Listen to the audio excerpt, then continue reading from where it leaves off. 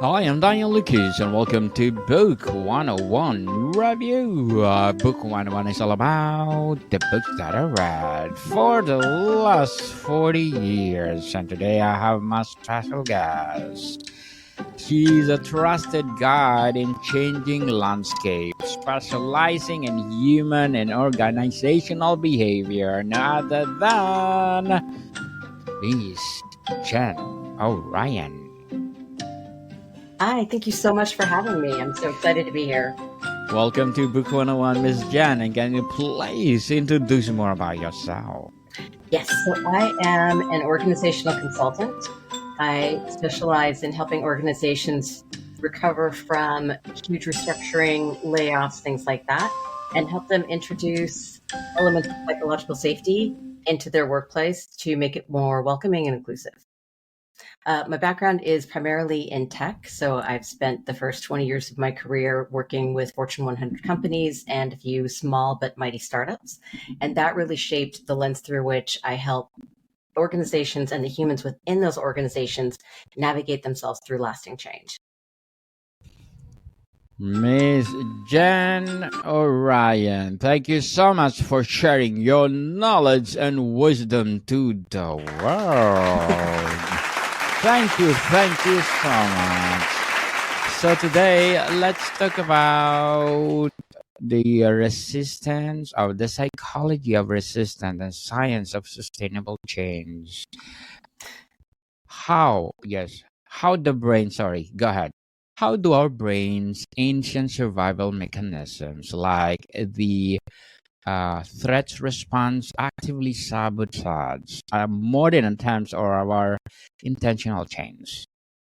Yeah, and that's such a big question, especially now with the change on change on change that's happening across the world.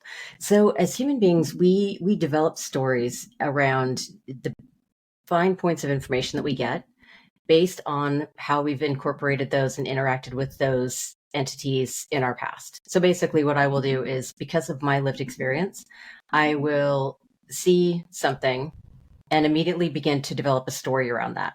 And then I will look for factors that support my idea of what that situation means. So example, if I'm driving down the freeway and somebody cuts me off, I will immediately make up a story about who that person was, why they did it, what their intention was, all of the things. And all of that is just based on my most prominent previous experiences. And so very little of that is actually based in reality. And the reason that that is so important is that humans really aren't good at change because we like to feel like we are in control, and change that we don't instigate feels like we have no control. And so we have a tendency to go back and want to cling to things that the past, even if it didn't serve us, we want to cling to that because it's familiar and we know it and we don't want to put in the energy of having to learn something new. Miss Jen, how does the brain perceive known suffering as a safer than uncertainty of positive change?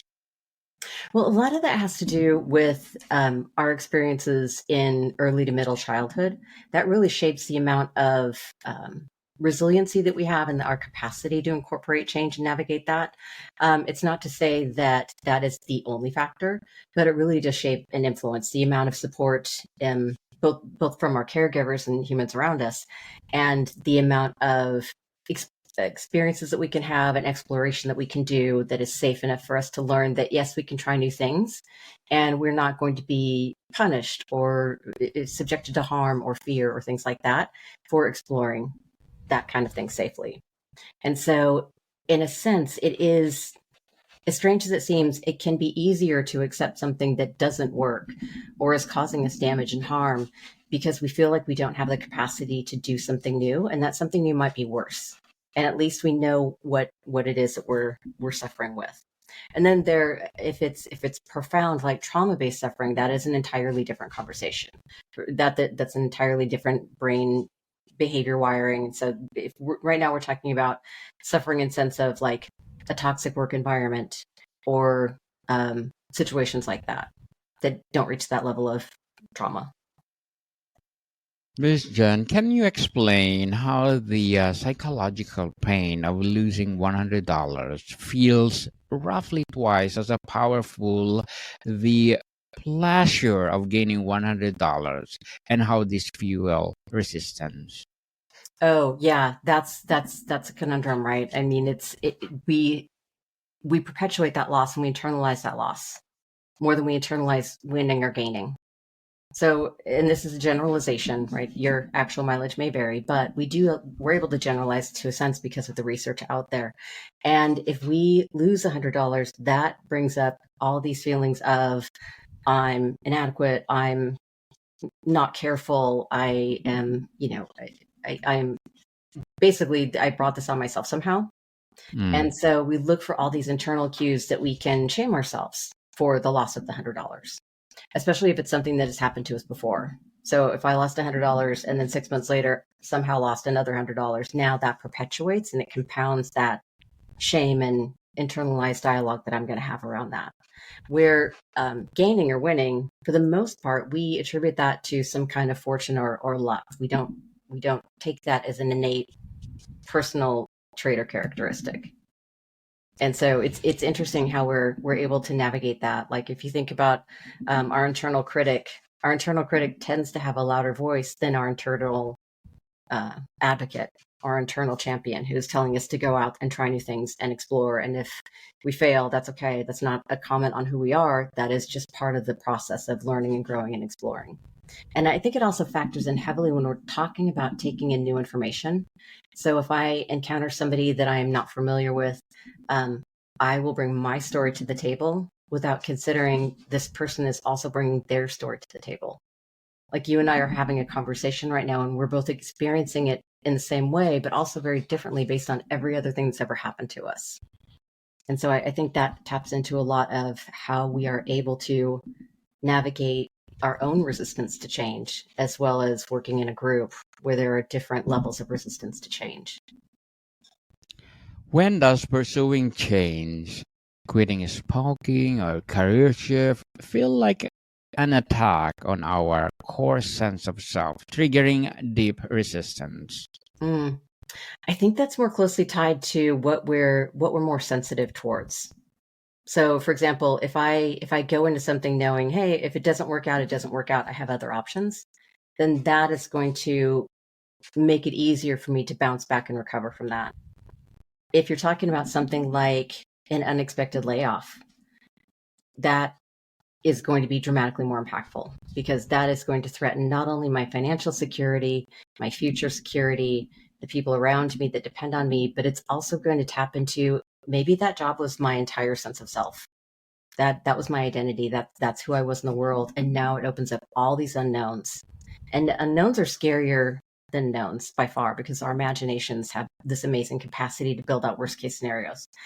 And that's where we kind of get hung up is we ruminate on all these worst case scenarios and we focus on the why did this happen rather than what can I do about it, because it's easier for us to focus on that. It makes it feel like we have control, even though that control is kind of unhealthy. And in that way, we can really get bogged down in it, and it's hard to see. It's hard to see that there's a way forward, and it's hard to figure out what the right next move is. Miss Jen, beyond laziness, what are the specific cognitive mechanisms that make doing nothing the brain's default energy Mm, saving setting? yeah, yeah. I actually used to say that your brain is lazy, like like dead rot sweatpants lazy, right? Like Yeah. profoundly lazy. But honestly, it's not lazy. It's optimized for efficiency. Yes. Our brain is optimized to reserve that energy because might need it later to run from danger. We might need it later to keep ourselves warm if the power goes out. And so we're all about optimizing and efficiency.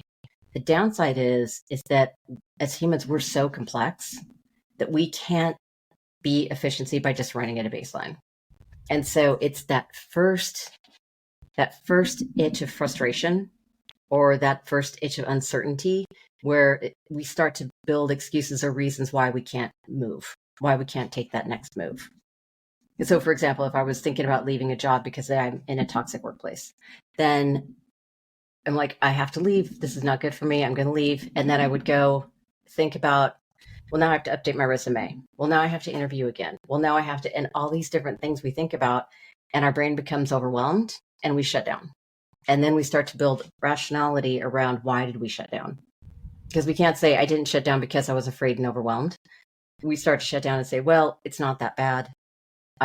Other people have it worse. I can stick it out. You know what I mean? We start to make stories around why we're resisting our own change. And it takes a long time to really sit and unpack that. Yes. Definitely, Miss Jen. And how does waiting for feeling motivated set up people for failure, and what should they rely on instead? Yeah, that is such a good question because we all hear about the motivation and the just do it kind of thing, and motivation is good, but motivation comes with almost like an energy, a new. We always want to chase the next new, but where the work comes in, where that frustration comes in, now we don't feel motivated. Now we're tired. Now we want to just instead of getting up at 6 a.m. like we promised ourselves we would, now we're like, I'll sleep in until 9 and do it later. It's really about having a plan. So if you go into this next transition that you're thinking about, like leaving a job, if you go into the plan for, I know in 4 to 6 weeks, I'm going to not want to do this anymore, make a plan for what you're going to do when that happens. It's like a contingency plan. When I tell myself I'm going to sleep in, well, maybe my contingency plan is I'm going to make myself get up for 5 minutes. And if I still want to go to bed, then I'll go to bed. But at least you have a plan for how do you attack that, and how do you disrupt your own decisions that are self-sabotaging your motivation. Can I take a side story real quick? So Yes, go ahead. Go I ahead. was working out with a trainer, and she was amazing. She was exactly what I needed. She called me out when I needed it and she supported me when I needed it, but she had me work back a decision matrix. And so I wasn't going to the gym every night, every day at 5 o'clock. I had some reason for not going to the gym that night. And she had me keep track. And as I worked back, I realized that at 10:30 in the morning, I had already decided to not go to the gym. And my brain sought out different excuses and different reasons to support that decision not to go. And once I realized that about myself, I was able to disrupt it and say, nope, we are going to the gym. When that 10:30 thought comes into my brain, nope, I don't care. We're going to the gym. I don't care if I go to the gym and hang out there for 10 minutes and do one lap. I'm doing something. And that for me was really life changing. I mean, I don't want to overstate it, but it really helped me identify what I needed to disrupt in myself. And I find that people have very different ways to identify what they need to disrupt in themselves. And once they learn how to tap into that, it can really be a game changer. You just start to experience things very differently. You feel more in control. Miss Jen, as specializing in human and organizational behavior, what are your short term and long term goals? Long term, I want to change the world one conversation at a time. um, Short term, I am all about connecting with other people who are doing the type of work that I do, because I find that as you get change agents working together, that's where the energy comes. That's where you can spiral upward. That's where you can really start to spark those conversations. I mean, I think 2020 LinkedIn announced that the top executive C-suite level title was Chief Diversity Officer. And my first thought was, that is great. We absolutely need that leadership executive level. But you give me 2 or 3 program managers who are change agents and motivated to make a change, and that's where you're going to see the sustainable across the organization change. That's where the work is really going to get done. And so that's my short-term goal, is how do I make those connections with other change agents and build on that and really get the energy going. Good luck to your goals, Miss Thank you. Jan, and looking forward for more success for sure. And what will be your piece of advice for those people out there want to be, of course, like you? Yeah. If you're in an organization or working in your community and you see something that you just know could be better, that could be more welcoming, more inclusive, more just better in any sense, don't underestimate your ability as an individual. to influence that change. I hear all the time, I'm just one person. I don't have budget. Maybe it's me and my coworker who want to do something to make it better. Don't underestimate your influence.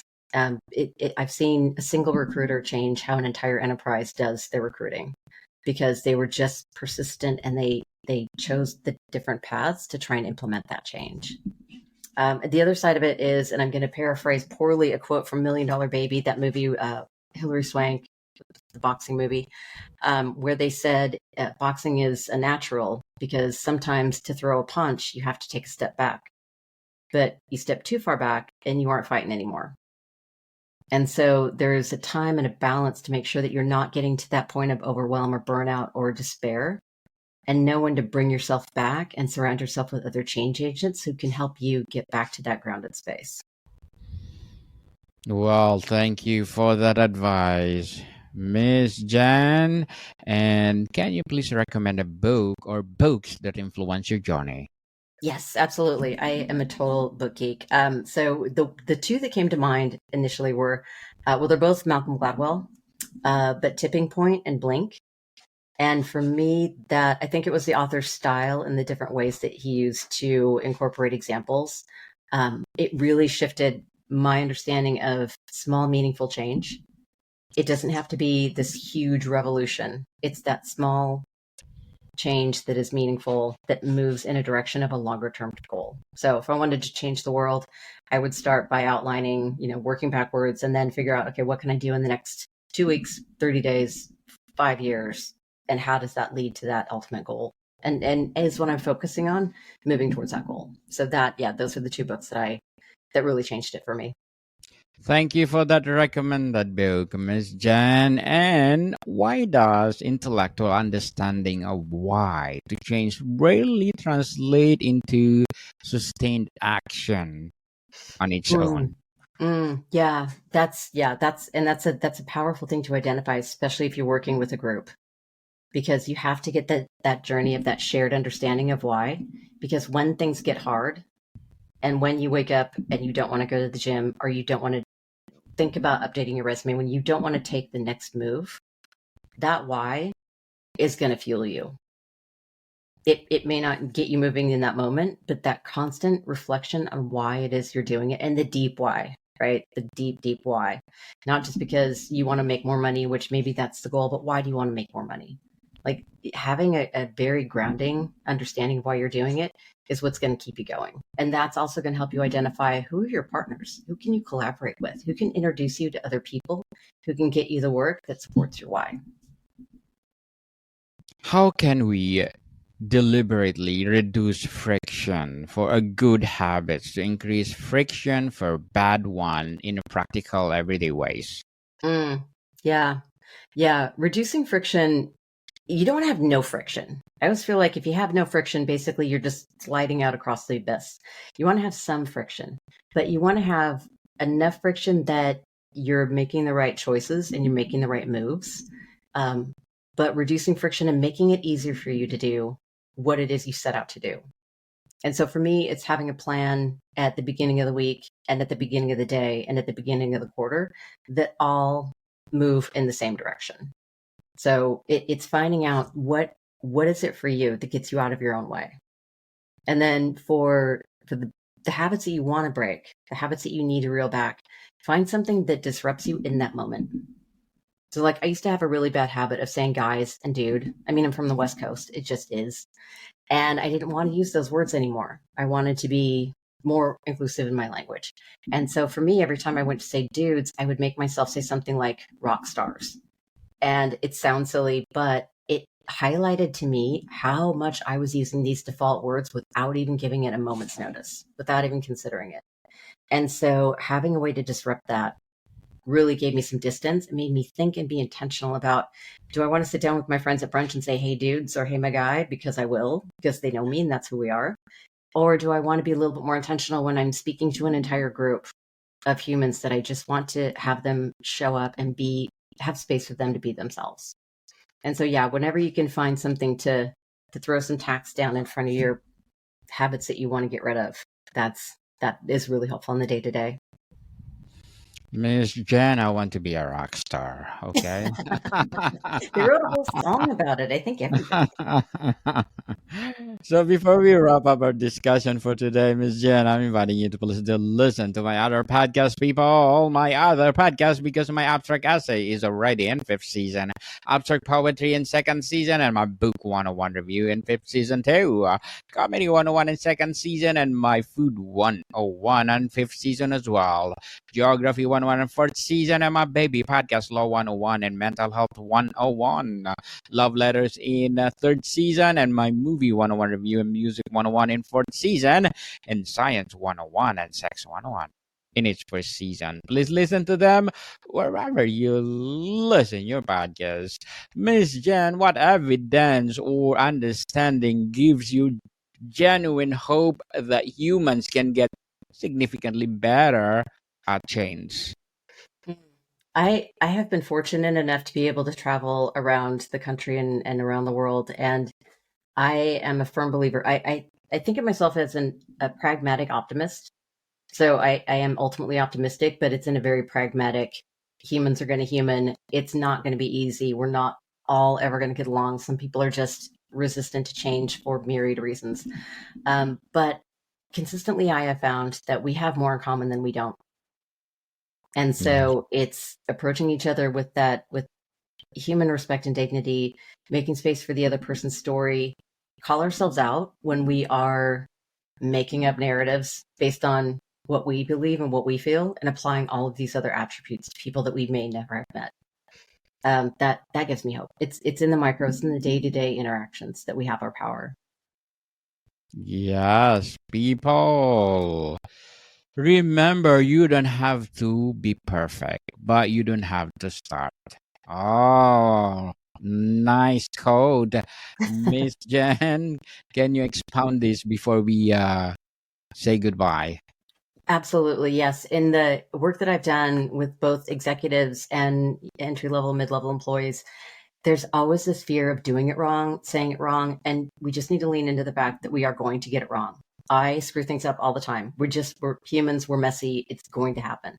And so rather than just going all in and doing everything, like, take a step back, take a measure, figure out what it is you want to accomplish, but understand that you're going to make mistakes. And it is more important to just start and take those first moves than to just completely shut down and be afraid.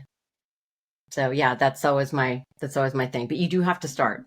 Not starting Yeah. is going to keep you stuck, and it's only going to get worse. Yes, and stop procrastinating, people. Start now. Ms. Jen O'Ryan, thank you so much for sharing your Thank you so knowledge much. and wisdom to the world. So, can you please invite our listeners to support your advocacy, your projects that you're doing right now? Yes, I have two books available. One is a three-part roadmap for change agents looking to make their workplace more welcoming or inclusive. I have another book that is a style guide that helps people avoid appropriation, stigma, bias in their work. And if anybody has questions or wants to learn more about my work, they can go to pagingdrjen.com and learn all about the things. And I'm always happy to talk to people and learn and have that conversation. Yes, people, let's support Miss Jen O'Ryan, because if you support her, for sure, more and more and more empowering books to come, more and more empowering advocacy to come. So, Miss Jen, thank you so much for your time. Thank you so much for having me. It's been absolutely wonderful talking to you and your audience. More to come, people. See you soon.